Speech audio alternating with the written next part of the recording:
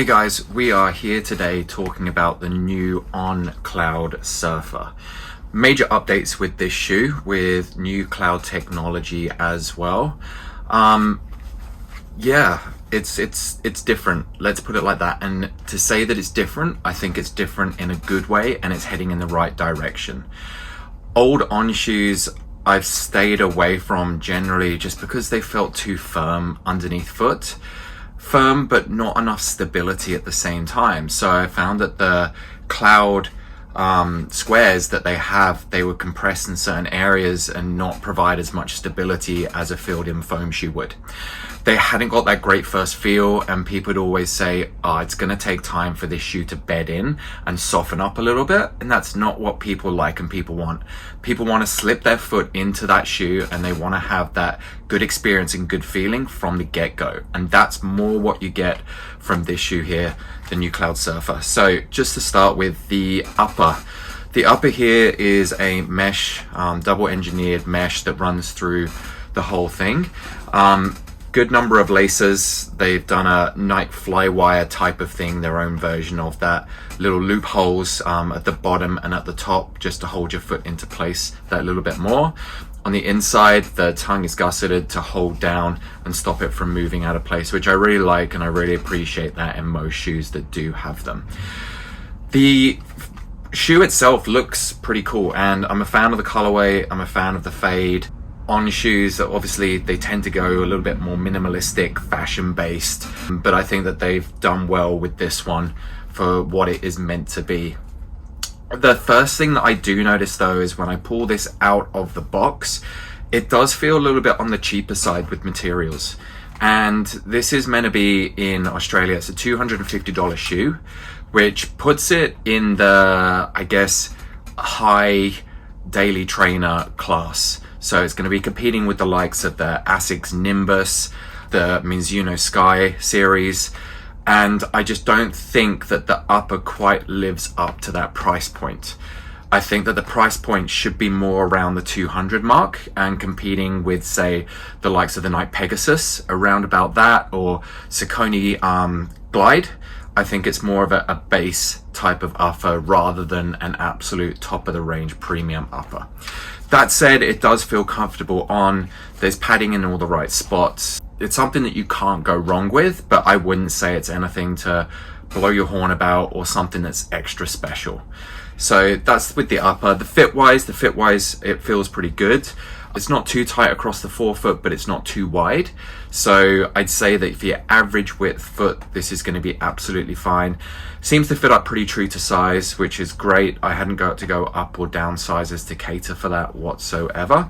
Weight wise, this is a US 11.5, and this came in at 270 grams, and that is really light for a slightly more cushioned daily trainer and just a trainer in general. So very impressed at the weight, and you do notice that lightness when you do pull it out of the box.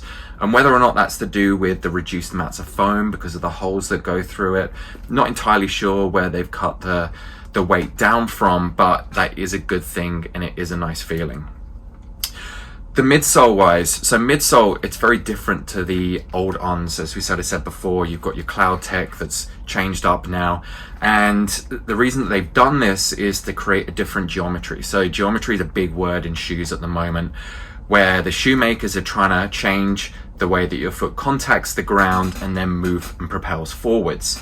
And that's what they've done with this. So where they've got the holes going at a certain angle, it's to generate that forward momentum to try and not reduce a blocking point. So when you come down and your heel strike, sometimes that can provide a little bit of a break for people, all right? And that can reduce speeds, which is why a lot of the time people say running either mid to forefoot is slightly better, faster, because you haven't got that braking action.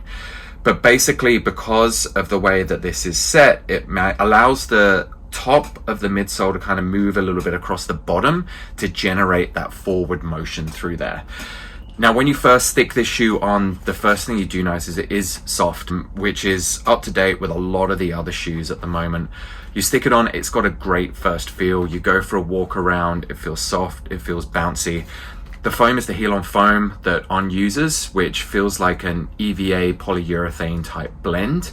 So it's soft, but at the same time, it's got a little bit of a bounce to it. Now, at the back here, there isn't much of a heel cup at all, and you can tell that with the stability of this shoe. So no heel cup. The foot doesn't really sit in the foam too much either. You've got a little piece of plastic around the bottom for a bit of extra stability. But one thing that's noticeable is when you've got foams this soft, and a lot of the other shoe brands now that are obviously doing very soft foams are making the foot slightly broader in order to stabilize the foot. And I feel like that's missing through this. So although it's got a great first feel, it's got no stability. It's soft either way, unless you're a really neutral foot who doesn't really suffer any injuries and just wants a general daily trainer. I say this is fine. But if you've got any history of any sorts of injuries, issues, overpronation, this definitely isn't the shoe for you. And I found that on a couple of the other ones, like the On Cloud Monster as well. If you suffered any type of pronation, the shoe was firm to start with, but over time, those pods would just compress and compress, and the shoe would be at an angle after wearing it for a while.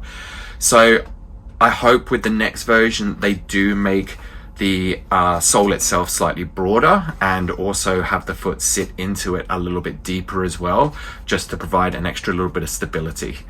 Through the midsole, the midfoot's not too flexible, which is good, although it has got a bit of flexibility in there.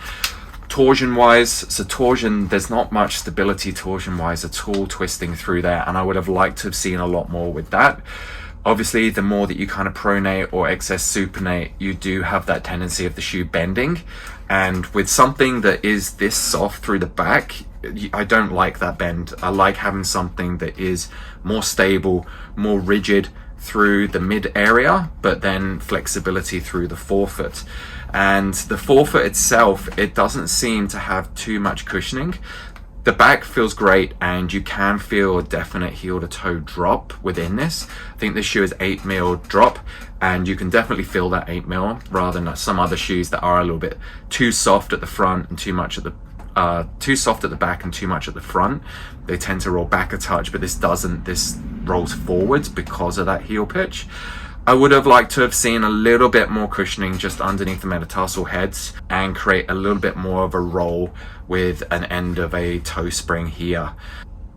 Look, overall, it's a good basic shoe for I'd say more of a beginner than anything else. You just want something for a bit of comfort, but at the same time, I don't feel like this shoe has enough stability yet and enough go into it to make it a real contender in the shoe space. And look, I feel like it's one of the best ons yet in terms of their technologies and design is going in the right way, but I just don't think that they're onto it yet with the stability and durability and just having a shoe that is everything that you want a daily trainer to be. So I hope that helps. I think that there are better options in the market at the moment for a daily trainer. I feel like it's overpriced a little bit, as we mentioned before, and I feel like for $200 or so, you could get something that's as good, if not slightly better. All right, I hope you like this review. I'd like to thank Athlete's Foot at Pacific Fair in Broadbeach on the Gold Coast, again, for giving these shoes to trial out, so that we're able to come to you and give you reviews from podiatrists and specialists. All right, thanks, guys.